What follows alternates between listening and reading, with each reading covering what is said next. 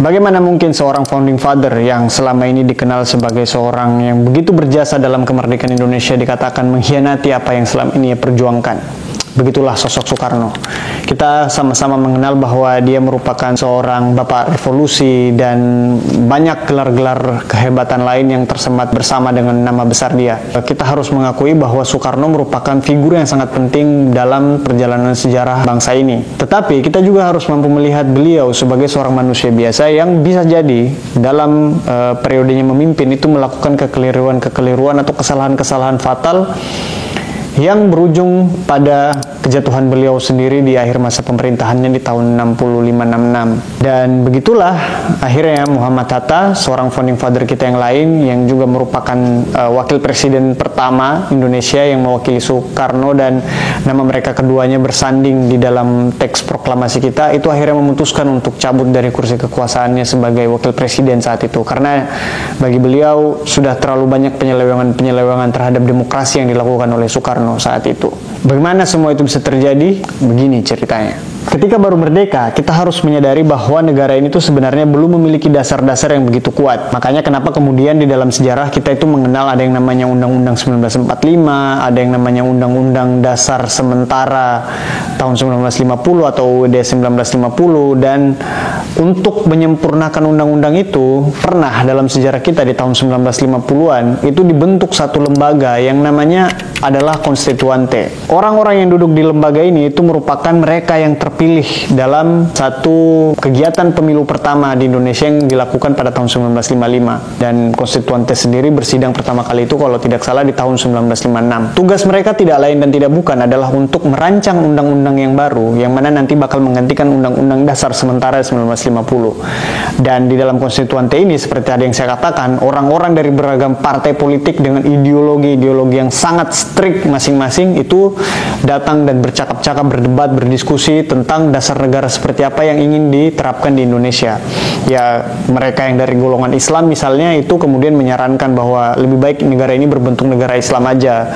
Atau misalnya mereka yang menganut paham komunis itu bilang ya udah kita komunis aja gitu. Dan banyak kelompok-kelompok lain, termasuk misalnya di dalam juga adalah nasionalisme yang percaya bahwa kita masih worth it jika memegang bentuk negara yang berdasarkan Pancasila gitu, karena sudah terbukti di tahun 1945 sampai 50 tahun-tahun penuh gejolak revolusi itu negara ini tuh bisa bertahan dengan segala kekurangannya pada masa itu. Namun ternyata proses pembuatan undang-undang dasar itu memakan waktu yang cukup lama sampai membuat Soekarno yang mungkin tidak sabar itu di tahun 1959 akhirnya mengeluarkan satu dekret yang menghabisi atau membubarkan Dewan Konstituante ini ketika dia baru berjalan sekitar 4 tahun gitu. Dekret yang dikeluarkan Soekarno ini dikenal kemudian dengan sebutan Dekret 5 Juli tahun 1959. Isinya adalah seperti yang saya katakan pembubaran Dewan Konstituante, dan juga dalam dekret itu Soekarno mengumumkan kalau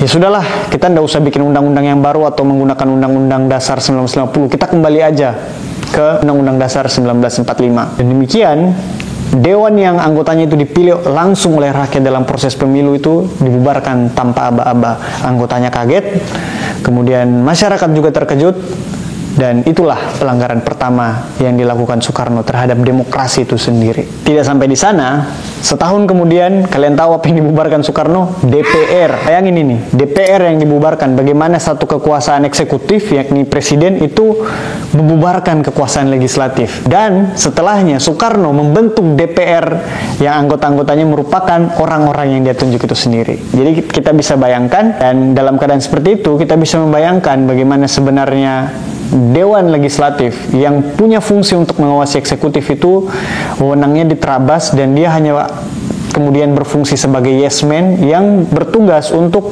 menyediakan dasar-dasar hukum atas segala apa yang ingin dilakukan oleh lembaga eksekutif di bawah pimpinan presiden. Apakah tindakan Soekarno ini keliru?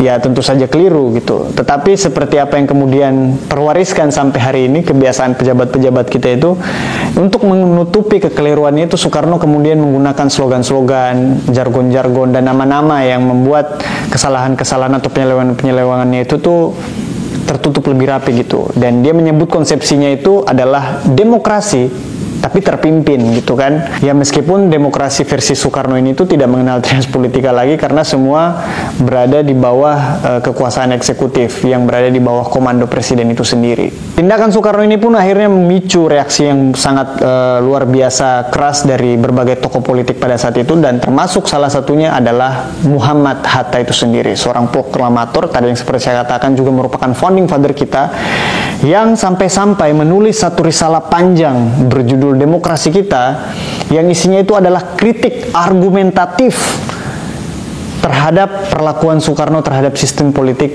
dan pemerintahan di masa akhir-akhir Orde Lama waktu itu. Pertanyaannya, apakah kemudian Soekarno mendengarkan kritik konstruktif yang disampaikan dengan cara penuh sopan santun tanpa bakar ban dan melakukan demo-demo yang membuat macet jalan yang dilakukan oleh sahabatnya Muhammad Hatta ini? Tentu tidak, saudara-saudara. Karena setelah itu, apa yang dilakukan Soekarno adalah membredel majalah Panji Masyarakat. Karena majalah ini menerbitkan tulisan Muhammad Hatta itu sendiri.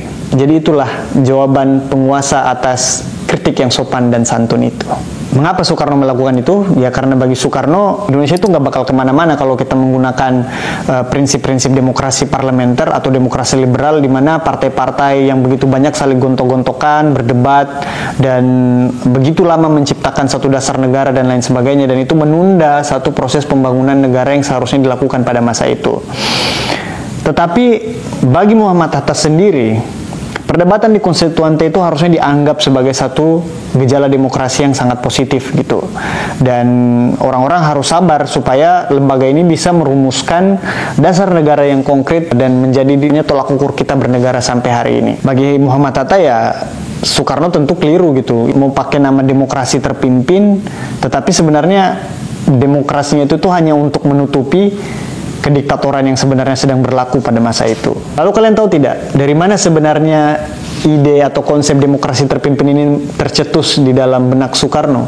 Itu gara-gara setelah dia berkunjung ke Beijing, yang sebenarnya sangat komunis gitu. Di sana, dia belajar kalau ternyata pemerintahan komunis Cina itu bisa pelan-pelan membangun satu pemerintahan yang solid gitu kan. Pulang dari kunjungannya dari Cina, Soekarno itu tiba-tiba sangat anti barat dan serta-merta dia bilang kalau sebenarnya Indonesia itu sangat tidak cocok kalau mengadopsi sistem demokrasi ala barat yang saling gontok-gontokan, atau sikap oposisi dari begitu banyak partai itu tidak mencerminkan nilai ketimuran kita yang sangat hobi gotong royong. Asik. Pertanyaan yang tersisa itu adalah, mengapa sih kalau memang Soekarno ingin menciptakan satu sistem yang kayak Cina, kenapa dia tidak mengimpos saja atau mempromosikan sistem yang dilihat di Cina itu ke dalam konstituante, supaya nanti orang-orang yang bergelut di konstituante itu ada beberapa golongan, misalnya kayak komunis mungkin, yang bisa mendapatkan sinyal bahwa dia didukung oleh presiden, sehingga ide-idenya itu bisa dirumuskan dalam konstituante dan kemudian disahkan oleh lembaga formal ini. Kenapa Soekarno dengan kekuatannya yang begitu besar, dengan pengaruhnya, justru memilih untuk membubarkan saja konstituante ini sendiri gitu?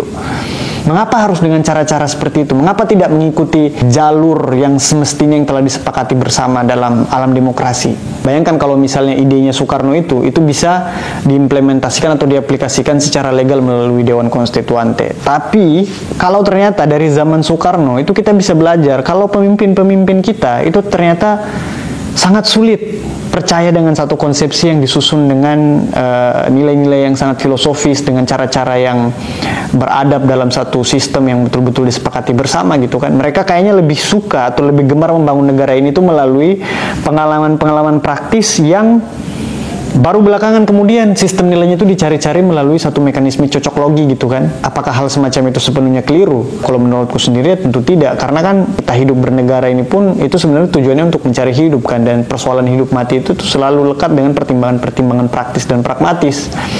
Tetapi oleh karena hal-hal yang bersifat filosofis itu selalu dikesampingkan atau bahkan cenderung dianggap tidak penting, makanya kemudian kita tidak perlu heran misalnya setelah tokoh-tokoh awal pendiri bangsa kita itu banyak yang wafat, ya kita agak susah tuh kalau kita mau mencari contoh perilaku-perilaku yang penuh atau syarat akan nilai dari pejabat-pejabat kita hari ini kan. Karena kalau kita bertanya dan menuntut sesuatu, ya jawaban-jawaban kayak begini nih yang bakal muncul. Teman-teman berpikir untuk pindah ke luar negeri apa? Saya malah meragukan nasionalisme kalian. Sebenarnya yang harus kita ragukan itu bukan rasa nasionalismenya, tapi karena sistem yang membuat kita pengen pergi. Udah, kabur aja dulu ke Jerman. Biarin lah hashtag apa-apa, masa hashtag kita peduliin. Iya, terakhir dari Kemenlu menyatakan kalau ya nggak masalah itu hak dari setiap warga. Kabur aja lah, kabur balik lagi. Sekian dulu, jangan lupa subscribe.